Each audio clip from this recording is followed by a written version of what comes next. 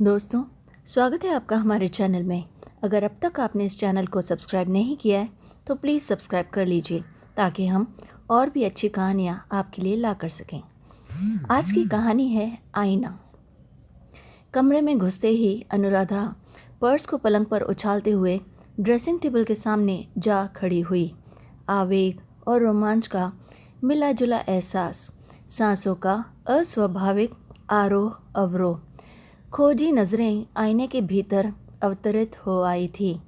अनुराधा की देह का मुआयना करना उसे अच्छा लगा।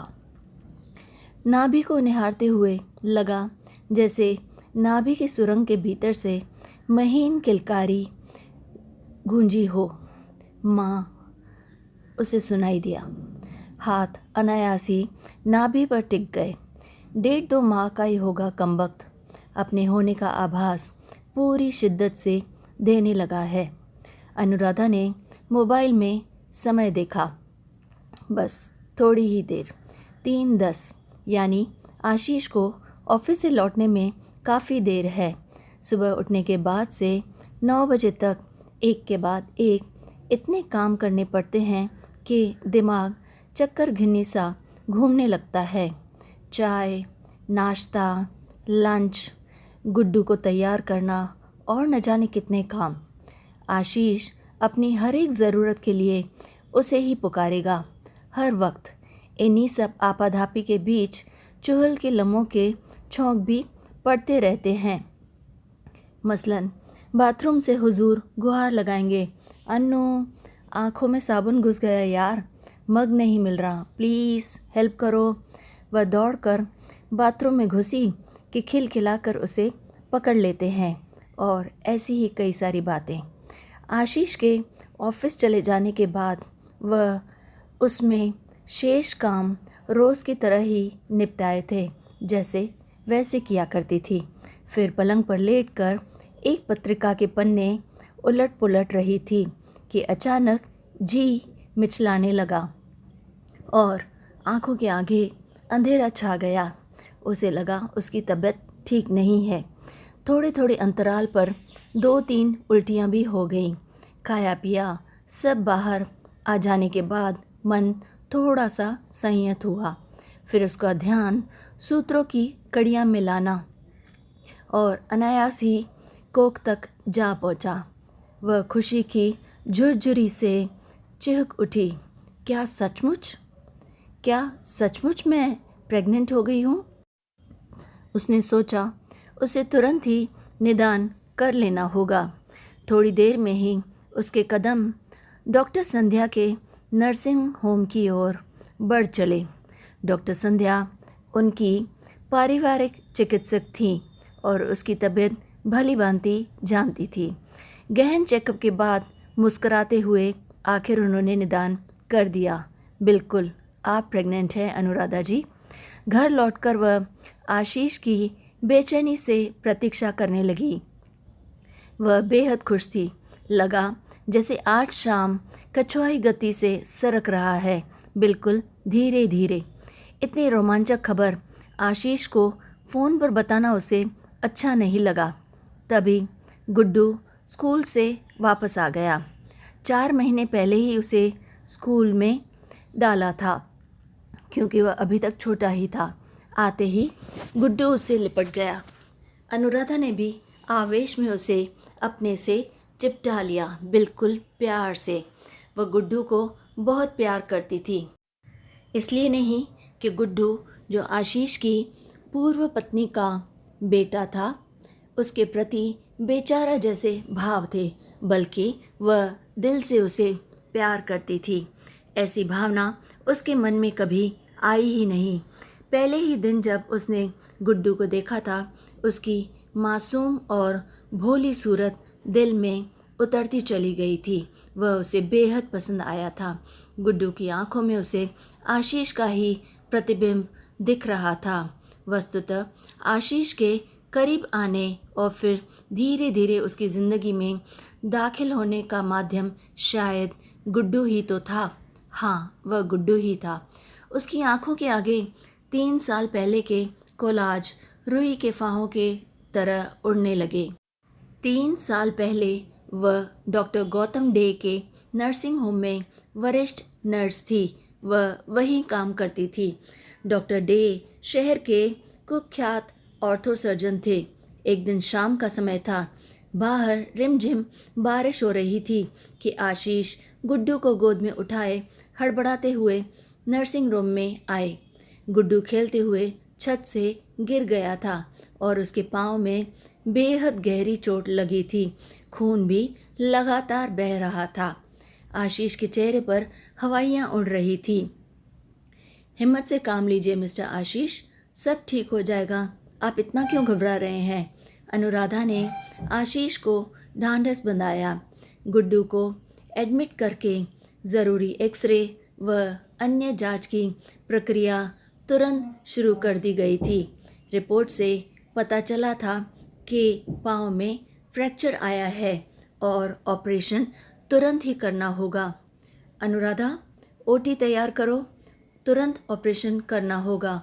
और हाँ, रक्त की भी ज़रूरत पड़ेगी। आशीष साहब से कहो ओ नेगेटिव रक्त का प्रबंध कर ले जल्द से जल्द। डॉक्टर डे ने अनुराधा को निर्देश दिए। रक्त की आवश्यकता पड़ेगी, यह जानकर आशीष थोड़ा सा घबरा ही गया। कहाँ से जुटाएगा रक्त? ब्लड बैंक या प्रोफेशनल डोनर के रक्त पर उसे भरोसा नहीं हो रहा था। मेरा ब्लड ग्रुप ओ पॉजिटिव है और बच्चे की माँ नहीं है। प्लीज़ आप ही कोई उपाय करें ना मिस अनुराधा। मुझे कुछ सूझ नहीं रहा था। आशीष काफ़ी घबरा गया था। उसका स्वर कातर हो गया था। धैर्य रखिए मिस्टर आशीष, घबराने से समस्या थोड़ी ही हल होगी। आप आराम से बैठिए, कहती अनुराधा ओटी के भीतर चली गई थी। उसके बाद 3 घंटे की लंबी बेचैनी भरी प्रतीक्षा। 3 घंटे तक गुड्डू का ऑपरेशन चला था। गुड्डू के ओटी से निकलते ही वह स्ट्रेचर के पीछे लपका। गुड्डू को बिस्तर पर लिटाकर रक्त चढ़ाना शुरू कर दिया गया था। आशीष यह सब विस्फोरित नज़रों से देखता रहा। रक्त अनुराधा ने डोनेट किया है सर, पास खड़ी हुई सिस्टर ने मुस्कुराते हुए आशीष को बताया तो वह हैरान होकर रह गया। उसका ब्लड ग्रुप ओ नेगेटिव है, इसलिए उसी ने डोनेट किया है। उसके बाद गुड्डू लगभग 1 माह नर्सिंग होम में रहा था। आशीष रोज़ ऑफिस जाने के पहले और शाम को ऑफिस से लौटते हुए नर्सिंग होम आ जाता और देर तक गुड्डू के पास बैठा रहता। आखिर वही तो उसकी ज़िंदगी था। दिन में भी कई बार फ़ोन करके जानकारी लेता रहता। कुल मिलाकर गुड्डू को अनुराधा के संरक्षण में देकर वह निश्चिंत सा हो गया था। इस 1 माह के दौरान गुड्डू की देखभाल करते करते अनुराधा कब उसके अंतर मन में उतरती चली गई, यह आशीष को पता ही नहीं चला। नर्सिंग होम में आते ही आशीष की आतुर नज़रें गौरैया की तरह चारों ओर फुदकती और अनुराधा को ढूंढती रहती। वह बहाने गड़ कर उसे गुड्डू के रूम में बुलाता और गुड्डू के लिए लाए गए फ्रूट्स और चॉकलेट्स में से उसे भी आग्रह करके आखिर खिला ही देता। अनुराधा की आंखें भी रोमांच के गुदगुदे एहसास से चमकने लगती। वह भी तो आशीष के प्रेम पाश में बंधी चली जा रही थी। उसे भी यह पता चल गया था। धीरे धीरे स्थिति यह हो गई कि गुड्डू अनुराधा को स्वयं के वजूद का हिस्सा लगने लगा और आशीष चिर आकांक्षित स्वप्न पुरुष एक त्रिकोण सा बन गया। प्यार और वात्सल्य से ऊपर तक भरा ऐसा त्रिकोण जिसे परिभाषित करने की बात संकोचवश कोई भी करने से हिचक रहा था। कोई भी पहल नहीं कर रहा था। लेकिन संकोच की बलुई दीवार भी भला कितनी देर तक टिकी रह सकती है। जिस दिन गुड्डू ठीक होकर नर्सिंग होम से डिस्चार्ज हुआ, आशीष ने अनुराधा से पिकनिक पर चलने का अनुरोध किया। अनुराधा सहर्षी मान गई। वह भी यही चाहती थी। उसकी अंतरंग सहेली दिशा भी उसके साथ हो ली। नेहरू पार्क का एकांत कोना, गुलमोहर की छांव तले चारों बैठे चुहल में व्यस्त थे कि दिशा गुड्डू को लेकर झील में तैर रही बत्तखों की ओर चली गई। आशीष निर्निमेष अनुराधा की आंखों में कुछ नायाब सी चीज़ तलाशता रोमांचित हो रहा था। इस तरह क्या देख रहे हैं आप मेरी आंखों में? अनुराधा का लहजा शरारत से भरा था। मैं तुमसे सॉरी, आपसे कुछ। आशीष के होंठ थरथराकर रह गए। उसकी लड़खड़ाती आवाज़ पर अनुराधा बुरी तरह हंस पड़ी। सॉरी नको, तुम चलेगा, आप नहीं बोलोगे तो भी चलेगा, पर ये मैं क्या है साहब? जो भी कहना है एकदम साफ साफ कहिए, एक एग्जीक्यूटिव के रौबदार लहजे में कहिए ना। अनुराधा, क्या तुम? आशीष संकोच से लड़ते हुए बोला। मेरा मतलब है, क्या तुम ज़िंदगी के इस सफ़र में मेरी हमसफ़र बनकर साथ साथ चलना पसंद करोगी? मेरे बच्चे की माँ बनना पसंद करोगी? ओह आशीष! अनुराधा का भी सारा संकोच एक पल में ही ढह गया। पता है, यह सुनने के लिए मैं कितनी बेचैन थी। तुम्हारे जैसा हमसफ़र पाकर तो ज़िंदगी का सफ़र मज़ेदार हो जाएगा और भी रूहानी हो जाएगा। पर इस बेचारे गुड्डू का क्या होगा? क्या होगा मतलब? वह हैरानी से बोली। अनुराधा दृढ़ता से बोली, हमारी शादी के बाद वह हमारे साथ ही होगा हर घड़ी। और वह बेचारा क्यों रहेगा? हाँ, उसे माँ ज़रूर मिल जाएगी। आशीष के स्वर में उदासी घुल आई। सौतेली माँ?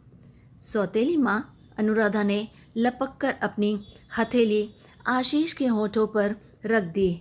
ऐसा ना कहो यार, सौतेली माँ क्या होता है? गुड्डू मेरा अपना बेटा होगा, मेरी कोख से जन्मे बच्चे की तरह। ये बात तुम अच्छे से समझ लो। मुझे सौतेली शब्द से बेहद घृणा है आशीष। माँ तो सिर्फ माँ और सिर्फ माँ ही रहने दो। उसे विशेषण के खानों में ना बांटो। मैं उसे भी उतना ही प्यार दूंगी जितना तुम्हें या अपने होने वाले बच्चे को, क्योंकि उसके चेहरे में हर वक्त मुझे तुम्हारा ही अक्स दिखेगा जैसे अब दिखता है। आशीष ने प्यार के आवेश में अनुराधा को अपनी तरफ खींच लिया।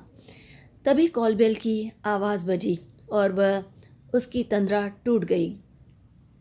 तो आ गए जनाब। वह मनी मन खुश होने लगी आशीष के आने पर। पूरा आधा घंटा लेट। थोड़ी देर में कॉफ़ी का प्याला लिए जब वह मुस्कुराती हुई आशीष के पास आई तो वह भी कुछ समझ गया कि कुछ तो बात है। आशीष ने उसकी ओर देखते हुए कटाक्ष किया। क्या बात है मैडम? आपकी हंसी ऐसी है कि साफ तो छुपती भी नहीं और सामने आती भी नहीं। भला क्या बात है जो आप हमसे छुपा रहे हैं? एक खुशखबरी है।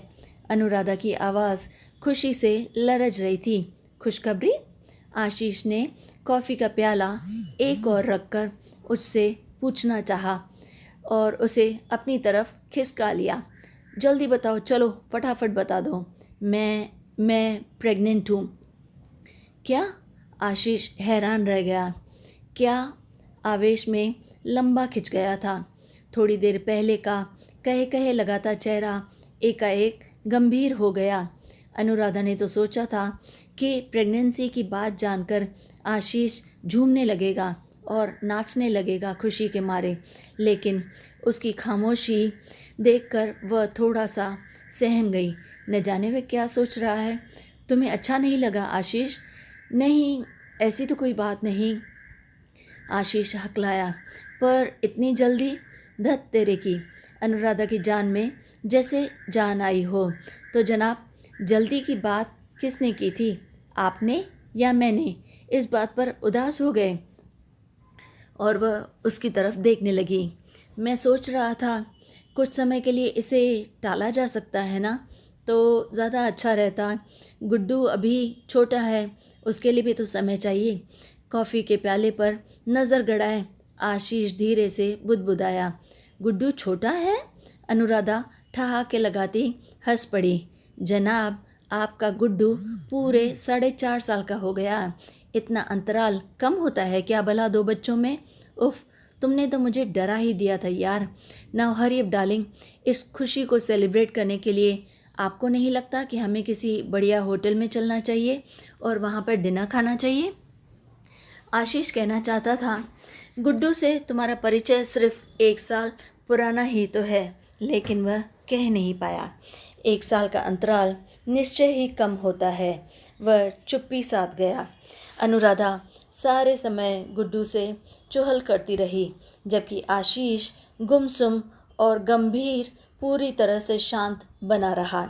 वह सोच रहा था कि गुड्डू के साथ अनुराधा के रिश्ते को भला क्या नाम दिया जाए। अपना बच्चा हो जाने पर ना जाने अनुराधा कैसा व्यवहार करे। उसके बाद अनुराधा की नज़रों में गुड्डू की क्या स्थिति रह जाएगी। अनायास ही उसके जहन में अतीत के 2 कोलाज एक के बाद एक कौंध गए।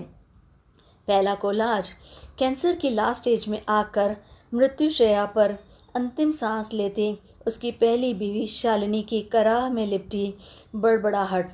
वह आशीष से कह रही थी, बेशक मेरे मरने के बाद दूसरी शादी कर लेना आशीष, पर हाथ जोड़कर तुमसे प्रार्थना करती हूँ कि गुड्डू को माँ देना, सिर्फ और सिर्फ माँ, सौतेली माँ नहीं, केकई नहीं।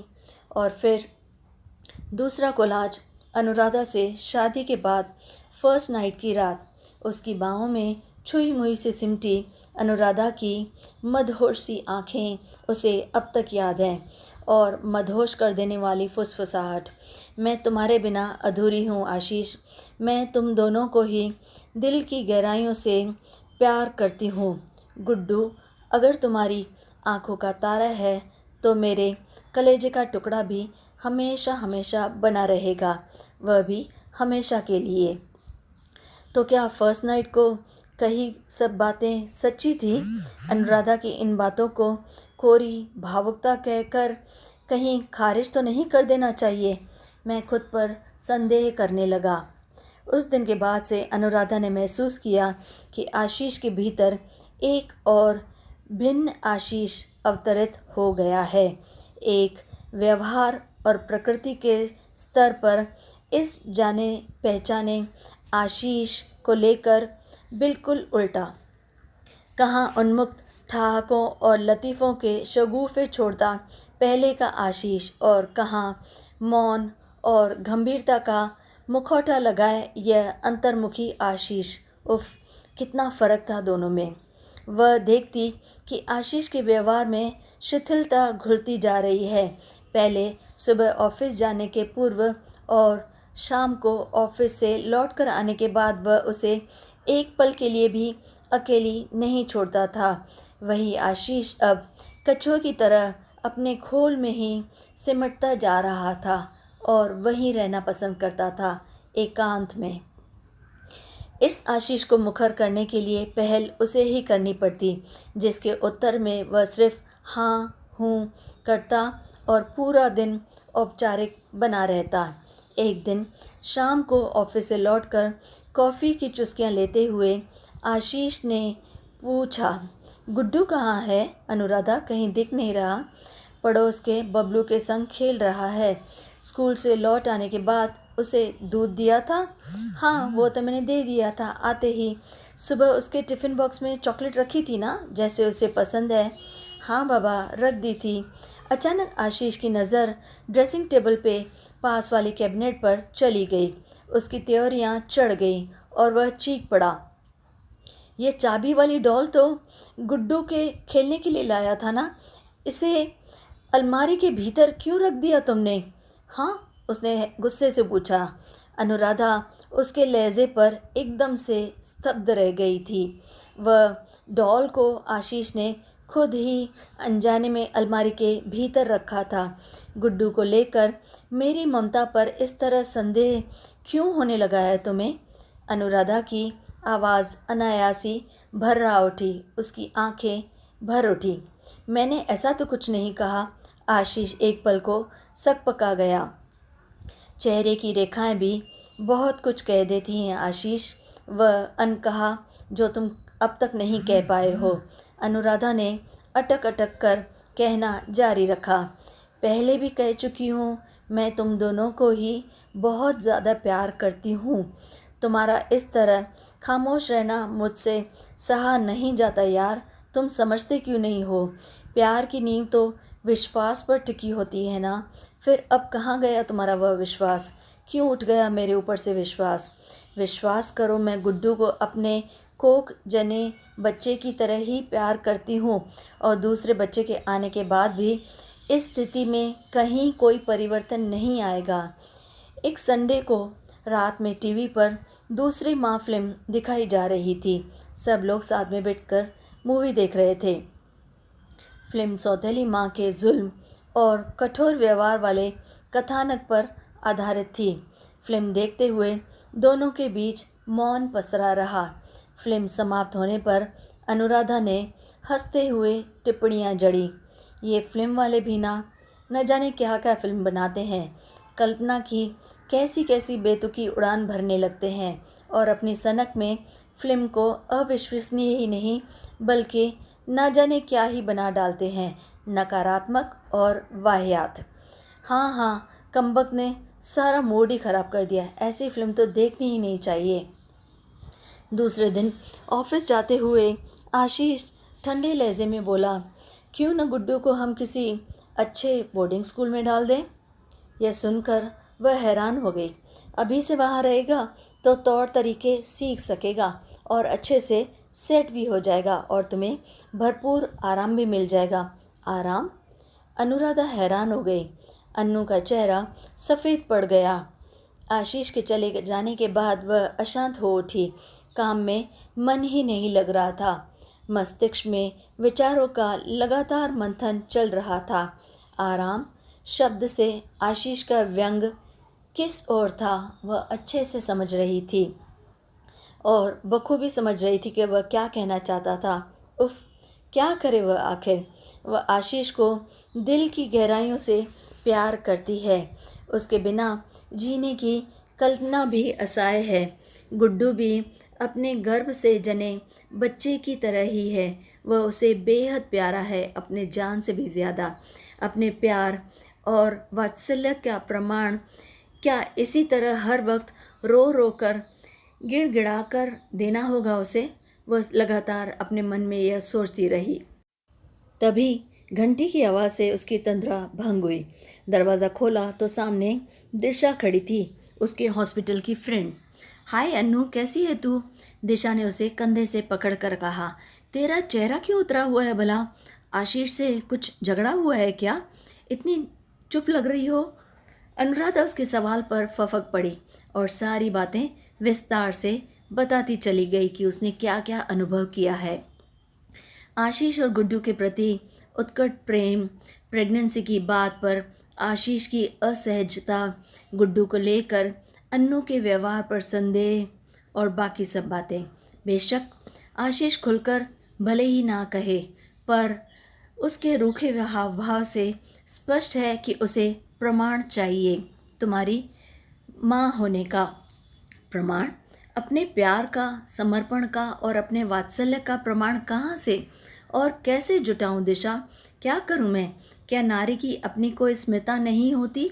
लोगों को क्या उन्हें विमाता में सिर्फ कैकई ही नज़र आती है और सच्ची माँ कभी नहीं नज़र आएगी? युवावस्था में ही विधवा हो जाने के बाद ससुराल और पीहर दोनों ही ओर से प्रताड़ित होकर निर्वासन का घुटन भोगती दिशा अन्नू की व्यथा सुनकर तड़प उठी। वह उसकी स्थिति पूरी तरह से समझ रही थी।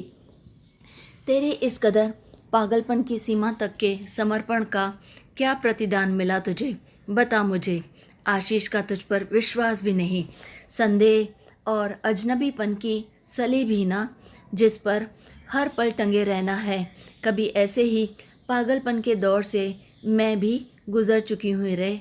अब क्या बताऊँ तुझे? लाख प्यार का दम भरे पुरुष, उसके अंदर का मैं कभी नहीं मरता। जो हमेशा अधिकार की चाहत रखता हो वह ऐसे ही बिहेव करता है। वह प्यार की सांद्रता को क्या समझेगा?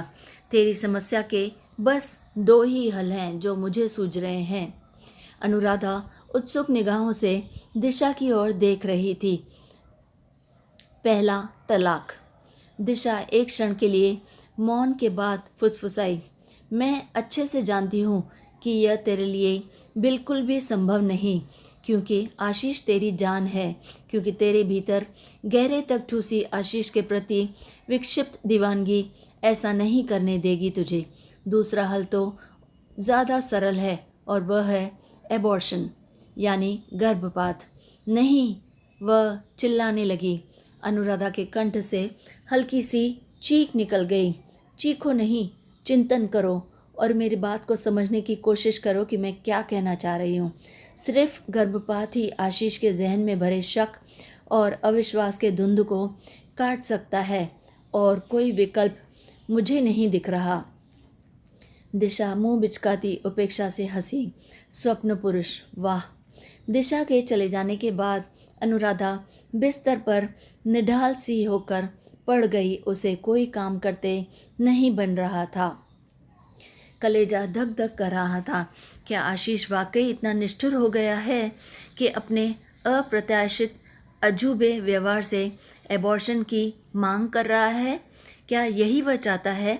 गर्भ में तिर रहे भ्रूण के निर्माण में उसकी भी तो बराबर की हिस्सेदारी है कि नहीं? तो फिर वह ऐसा क्यों बिहेव कर रहा है? दिन इसी ऊहापोह में बीतते रहे और वह लगातार सोचती रही। आशीष का असामान्य व्यवहार उसे टीसता रहता। कुछ दिन बाद एक घटना घट गई। दोपहर का वक्त था। गुड्डू के स्कूल की छुट्टी थी। वह कमरे में खेल रहा था। अनुराधा पलंग पर लेटी किसी पत्रिका के लगातार पन्ने पलट रही थी। उसे भी कोई काम नहीं था। पता नहीं कब उसे झपकी आ गई, जो गुड्डू की चीख के साथ टूटी। चीख किचन से आई थी। वह झटपट उस ओर दौड़ी। गुड्डू के हाथ की तर्जनी से लगातार खून टपक रहा था।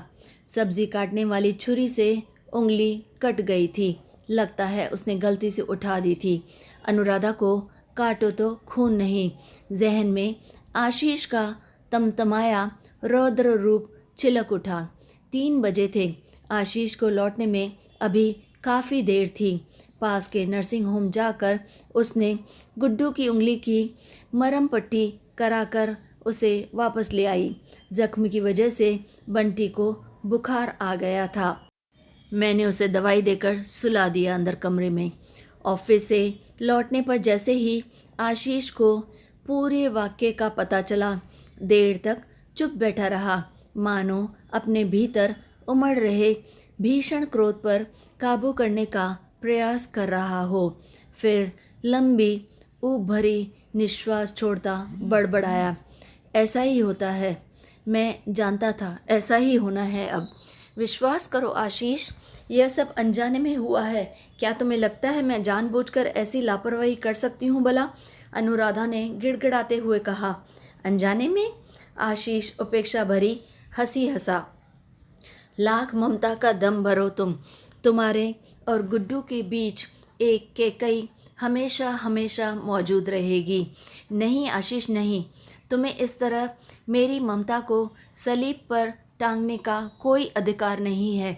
इसमें मेरी कोई गलती नहीं है, तुम्हें मानना पड़ेगा। वह चीख ही तो पड़ी थी। ममता और वात्सल्य की बातें रहने दो, कुछ दिन और बर्दाश्त कर लो इसे, फिर मैं खुद ही इसे जल्दी ही कोलकाता के किसी न किसी हॉस्टल में डाल आऊँगा। फिर तुम आराम करना यहीं पे। आशीष के शब्द पिघले हुए शीशे की तरह ही अनुराधा के कानों में टपकते चले गए, पर आशीष कुछ भी समझ ना सका। दूसरे दिन रविवार था। आशीष ड्रेसिंग टेबल के सामने खड़ा शेव कर रहा था और अनुराधा पास ही पलंग पर बैठी थी, अपना कुछ काम कर रही थी। दोनों के बीच मौन किसी घने कुहासे की तरह पसरा हुआ था। दोनों आपस में बात नहीं कर रहे थे।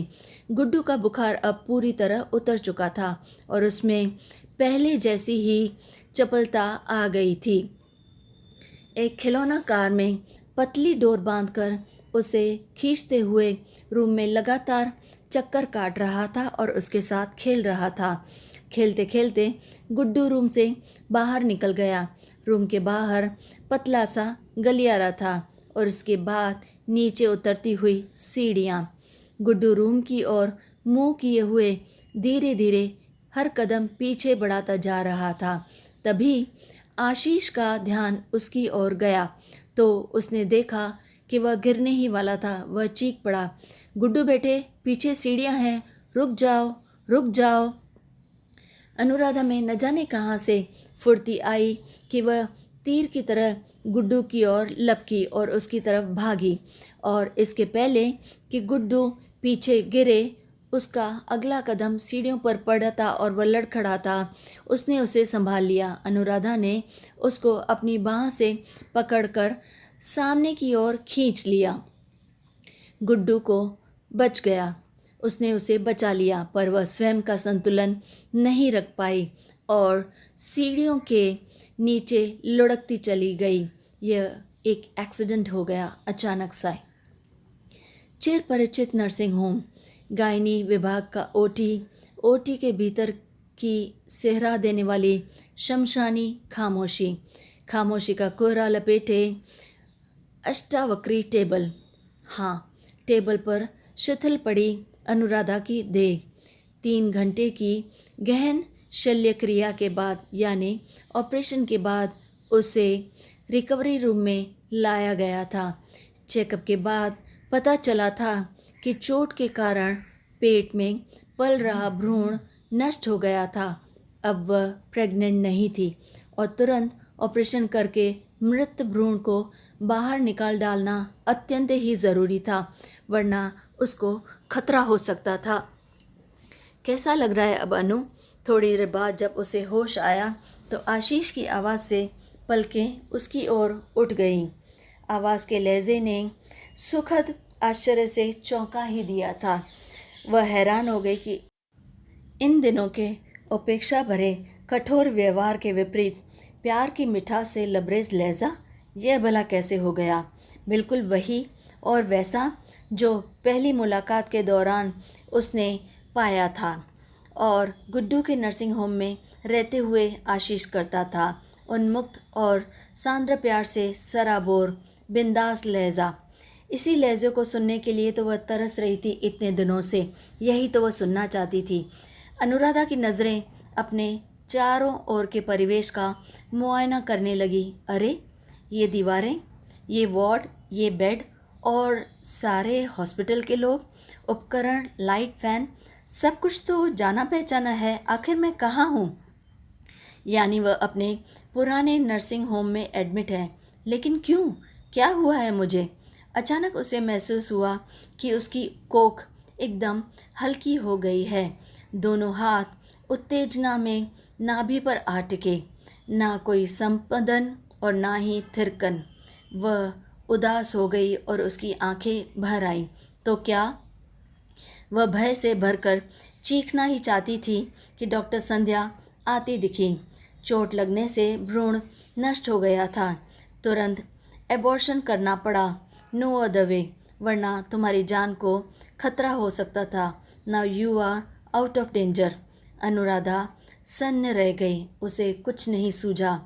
हलक से घुटी घुटी सी सिसकियाँ निकल गई। वह चीखने जैसी हो गई। सन्नाटे के खोल में लिपटी बेआवाज़ सिसकी। तो यह वजह है आशीष के लहजे और व्यवहार में आए अप्रत्याशित बदलाव की। बदलाव के पीछे का प्यार का आलोड़न नहीं, बल्कि गर्भ का नष्ट हो जाना है।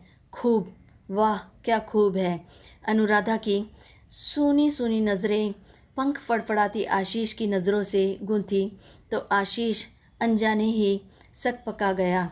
चलो, अच्छा ही हुआ कि एबॉर्शन हो गया। अनुराधा अब तक खुद को पूरी तरह से संयत कर चुकी थी। तुम्हें प्रमाण चाहिए था ना मेरे वात्सल्य और ममता का? देख लो, भले ही मुखर होकर तुमने नहीं कहा, लेकिन मैं तुम्हें तो समझ ही गई थी। तुम्हारे भीतर कहीं ना कहीं यह बात ज़रूर थी कि एबॉर्शन हो जाए। एबॉर्शन होने से मेरे भीतर की केकई का भी अंत हो जाएगा और तुम्हें मेरे वात्सल्य को हर पल सलीब पर टांगने की ज़रूरत भी नहीं रह जाएगी। नहीं अन्नू नहीं, मैंने ऐसा कभी नहीं चाहता। I love you very much, मैं तुम्हें बहुत प्यार करता हूँ। आशीष की ज़बान अनजाने ही हकला गई थी। मैं भी तुम्हें बहुत प्यार करती हूँ आशीष। अनुराधा शांत और गंभीर थी। दरअसल नारी मुक्ति की सारी बातें सिर्फ हवा हवाई होती हैं। पुरुष सत्तात्मक समाज में नारी को हमेशा ही झुकना पड़ता है। आशीष, नारी के लिए प्यार सिर्फ एक शब्द भर नहीं, बल्कि एक समर्पण होता है, एक एहसास होता है। मैं तुम्हें और गुड्डू दोनों को दिल की गहराइयों से चाहती हूँ। मेरे लिए भविष्य यानी अपना गर्भ महत्वपूर्ण नहीं, बल्कि वर्तमान यानी गुड्डू ज़्यादा महत्वपूर्ण है। मेरा अभी भी यही मानना है कि माँ सिर्फ और सिर्फ माँ होती है। उसे विशेषणों के खानों में नहीं बांटा जा सकता, मेरी ऐसी समझ है। सामने की दीवार में आईना टंगा था। आशीष की नज़रें आईने की ओर ही थी। आईने के भीतर उसका हमशक्ल अवतरित हो आया था। अचानक उसे लगा आईने के भीतर के उसके हमशक्ल का कद सिकुड़ने लगा है और वह सिकुड़ता ही चला जा रहा था, इंच दर इंच, इंच दर इंच। तो दोस्तों, कैसी लगी आपको ये कहानी? अगर अच्छी लगे तो लाइक और शेयर ज़रूर कीजिए और चैनल को याद से सब्सक्राइब भी कर लीजिए। तो फिर लाइक, शेयर एंड सब्सक्राइब।